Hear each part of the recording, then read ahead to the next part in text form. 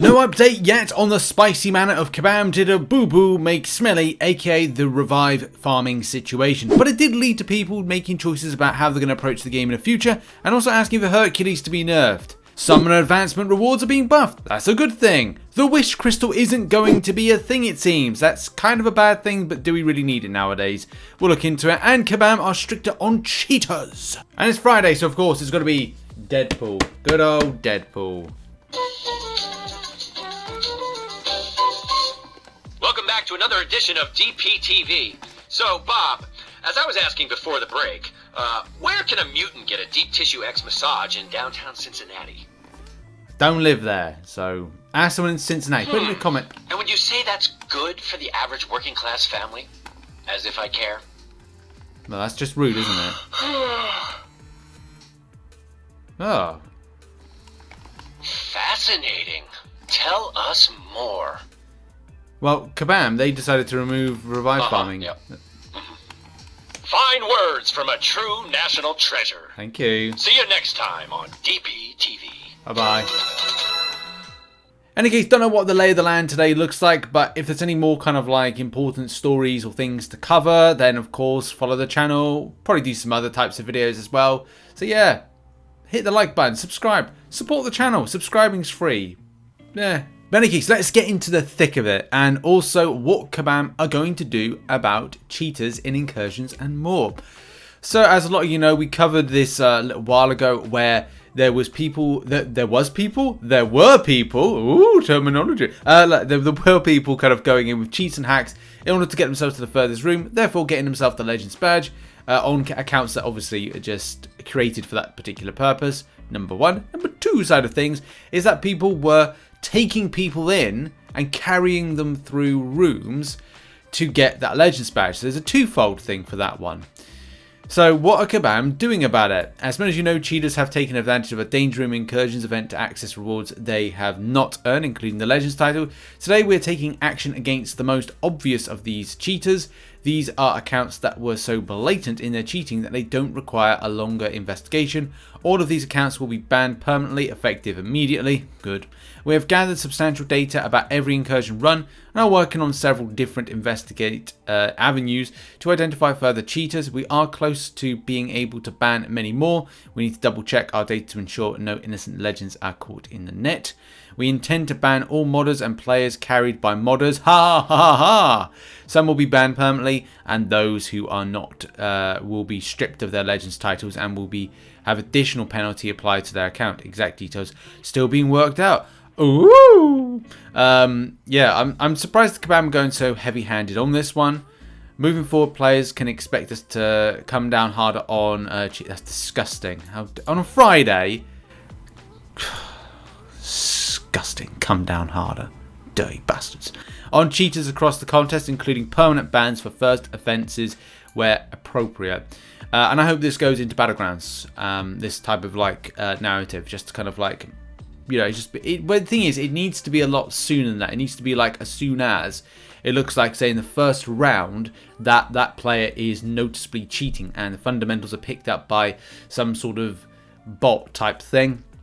That at least would mean that the person that was being cheated on gets that, you know, win essentially from that. Because at the end of the day, they would have invested elder marks, energy, their time, victory shields, whatever, and you know they've been kind of just cheated on, and it's not nice. But I'm glad Kabam are kind of doing a little bit of good out of this week. Is that Kabam are going to take more stricter action on these people, but it needs to be something that's kind of like attacked very early on when it appears. Next up, and on to a bit of good news, a bit more good news, and that is Summoner Advancement Rewards finally, after years of it being quite stagnant in its, approach.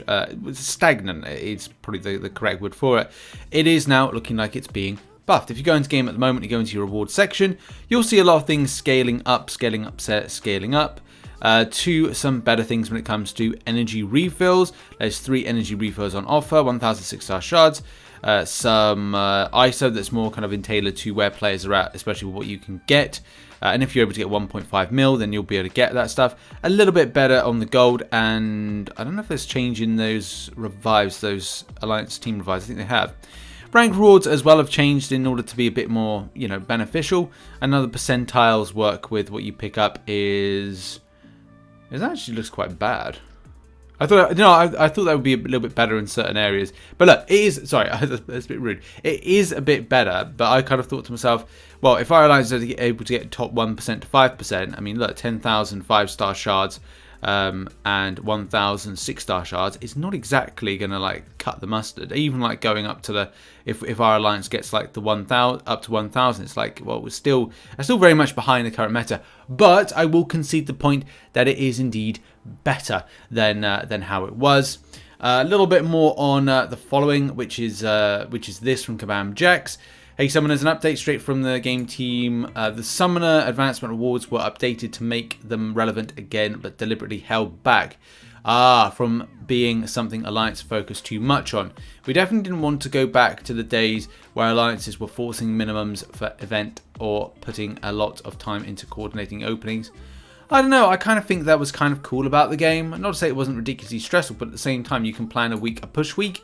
Those were, if anybody remembers the early parts of the game, you must remember you kind of like, okay, we're hoarding this week and pushing the next.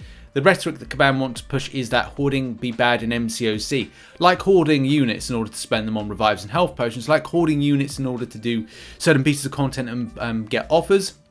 Like hoarding loyalty in order to get certain things within the loyalty store. I guess Kabam like contradictions. Anyway, moving on. The point system will be updated around the time the 7-star champions are launched. And there's an infographic, or Little Mad Dog. Thanks to Little Mad Dog for posting this. It's a comparison. You can see the comparison on the right versus the left. It's good to see full energy refills being that kind of big thing there. Look at that, full energy refills. It's great to see it. Great to see the buff. There's some nice things within it, especially if you then look back to how it was versus other how it was to how it is now. It's nice, yeah. Would I have liked to seen a bit more stonking rewards on it? Of course. But again, Kabam want to say don't hoard, even though they want you to hoard elsewhere in the game. Kabam. Silly Kabam. Next up and on to the Wish Crystal. Do you remember the Wish Crystal? Something Kabam said that they were going to do, but ultimately haven't. And it's still up in the air whether or not people are actually now interested. I mean, back a long time ago, I guess people were interested. Now, I think as time goes on, I think people have lost a bit of interest in it. Yeah, so... If you remember it, Kabam put out this very early on saying elements of the Wish Crystal design are in progress, but it's pretty big cost on the front end. Building new screens, controlling how you choose your champions, communicating how it works in game. It may take longer than original timeline because essentially what you're doing is you're basically picking a champion of a certain type that you like. Nowadays, Kabam have filled that gap with Nexuses and Abyss level Nexuses and stuff like that. So it kind of feels like that is, well, gone into the ether. And the kind of final say on this one, or what we kind of get as the most up-to-date situation on this, is that Wish Crystals are on the back burner right now because we've made targeting specific 6-star champions easier than they would have been with the Wish Crystal, though crystals and selectors like the Abyss Nexus Crystal and Annual Champ Selector, the Annual Champ Crystal selectors are the best ones at the moment to... If anybody says to me, oh, I don't want to go for a basic, basic arena, I'd rather kind of get the champion through crystals, and it's like, well, go for those and save up your units. Oh wait, hang on, you're not allowed a hoarding game, and those units are meant to be used for revives. Oh, silly. How dumb of me to kind of assume how this game is meant to run after being run for 8 years in a similar way, and the same way than it has been. How silly of me. Any case, yes, that's their the rhetoric. There's the Nexus crystals. I think common misconception about the Wish crystals is that it would be common reward or would narrow the choices down to only a few champs. But yeah, I just don't think we're gonna get it anytime soon. And that really kind of gives you an idea. And in response, too hard to implement. What the heck are you talking about? Just make it so you can select the players before we spin. That's it. Not how it works. That is not how it works. Okay, right. I guess we're not getting it anytime soon. So if you're hoping for these selector type crystals, going back in time is difficult to grab something that you like. Going forward in time and say those yearly champ selected crystals are sadly the way to go to achieve any kind of recent champion you might like. And now we move on to the fallout from the revive farming situation. So there's many things to unpack with this. Number one, there's no answer yet from Kabam on this. I can imagine it's still something that they're still thinking about. And how the apothecary is just terrible. It's terrible. Absolutely awful. In any case, until we have an answer from Kabam on the subject, it's a case of what are players up to now, or what are they preparing for, or is this the straw that broke the camel's back? Is this a nail in the coffin when it comes to you playing the game? Really interesting. And also the part 2 to this will be how little movement of nerfing Hercules came out of the back of all of this. It's all very odd and strange. Doctor Strange. Okay, so there's a little thread that I found quite interesting. 172 votes on this one so far, which was, is endgame content losing its importance? How do you feel about it going forward? And do bear in mind, like, you know, it's odd to kind of like know where players are at in the game. People say I still be doing all content, 15%, 26 votes. I'll be skipping endgame content, only lower content, 13 votes. I'll do some, depends on the content, 54 votes. I'll be doing the absolute minimum required to accomplish whatever my goal is, 48 votes. So that's a very interesting there. I'm only focusing on offers, so that's like things like Cyber Weekend and July 4th. And finally, I'm quitting. I'm quitting / have to quit the game, and that's 27 votes. It's interesting to note what the extent of damage the whole situation will do.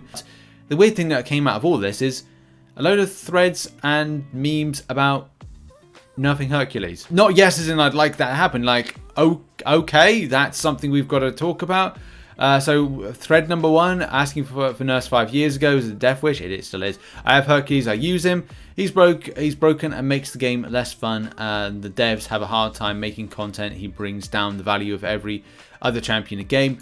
I really don't know why Kabam can't say instead, well, we'll just, like, I don't know, ban certain champions for certain content. I mean, that's why we've got things like Karina's challenges, which that means that you don't have to bring in Hercules. I mean, you bring in Hercules for the first 4 fights, yes, but then after that, you don't need to do that. So I see Kabam's point, but they're obviously working around it. Reduces immortality from 9 seconds to 5 seconds. These are suggestions on changing it. Lowers his feat strength from stacks to 12 to 5. And special intercepts no longer give 2 precisions or cruelty. But yeah, this was interesting. Also, I believe if you nerf Hercules, it will mean we'll get reasonable content that doesn't require spamming revives. Then you're not just mistaken, but naive. And that's just the thing, isn't it? Like, we're never going to get it like the other way. Like, Kabam aren't going to reduce down the difficulty of content because Hercules, essentially, with this one. Yeah, as I said, it's very weird to kind of see some players saying about getting a nerf to Hercules. I get why people are going down this route, because they kind of feel like they are looking for a better way to navigate the game and also take on content, and hope that Kabam can do something to make it like less difficult to go against some of the difficult content. But yeah, surprising. Also, saw this other one here. You can nerf revive farm, but not revive spam. 5-star Hercules recoil mastery and boost, and do this hard endgame content EOP left and right with aid revives. Do you think this is okay? Do you understand that a 5-star destroys this content about you speak? But people have 6-star for they can just farm 15 revives and clear one path. In 8.2, that's the thing. But no, Hercules, just delete Hercules from the game. These are words. These are words. Anyway, as I said, there's a lot of threads. As I said, it's surprising how many threads or how many things people are talking about Hercules being nerfed. If you got Hercules like I do, or anyway, it's like do you really want it nerfed? But at the same time, it's like Kabam is saying, well, we can't make content around this kind of stuff. Oh, I think this is a bit of I think it's why I've left this kind of story coverage to laugh. It's a bit of a lull story, but it's a lull for many reasons. It's a lull as in a laugh out loud because Kabam have created a champion that obviously isn't the right champion to have in game, But at the same time, it's like, well, it is in games. So it's like, what do we do? And you haven't nerfed it. So again, what do we do? You haven't nerfed it in 2 years. So it's like, it's the same thing when it comes to revive farming. Like, if it's been in there for such a long time, then you kind of learn to kind of move around it, don't you? And I don't know why Kabam haven't kind of like moved around it. It kind of like stubbornness at the end of the day to go, well, we put something in, we can't weave ourselves around it, so we'll nerf it. And I just don't think sometimes that's the right kind of approach to stuff. You kind of come up with new ways to create new challenges, to not restrict things, but just navigate through things. You know, if it's a case of like the amount of revives you use versus how many rewards you get back. So I don't know. Like it's up to Kabam. It's not up to me. I don't work for Kabam, so it's up to Kabam to find out ideas to work around stuff. So yeah. Oh no, but they expect you as a player to kind of like come up with all the ideas. I'm sorry, I didn't realize that all you people out there work for Kabam. I've started going off on a tangent there, but the point kind of, you know, I need to kind of come back to is that this is a bit of a funny kind of thing to see as a result of the revive farming nerf situation. But yeah, if there's any more on that particular subject, the subject of the nerf situation, I'll keep you updated whenever I can. So look out for some more content videos, whatever, and we'll see what happens. But in the meantime, just get back to work, get grinding whilst we still got the opportunity, and do some of that endgame content before Kabam nerf the revive farming in very early April. And just finishing up, thank you very much to those that support the channel as a YouTube member and as a Patreon, who are on screen right now. Also those that support on twitch.tv/RichTheMan live. And if you have an Amazon Prime account, give a free Twitch sub. Help support the channel. Also, I will try and do a live stream tonight. I'm not 100% sure. We've got a lot of house stuff going on at the moment, so yeah, might not be about, but yeah, we'll have to see what goes down. In any case, thanks very much for watching, and check out some other content which will be located on screen right now. Maybe another video. We'll have to see. Cheers, everybody. Have a lovely time. Bye bye.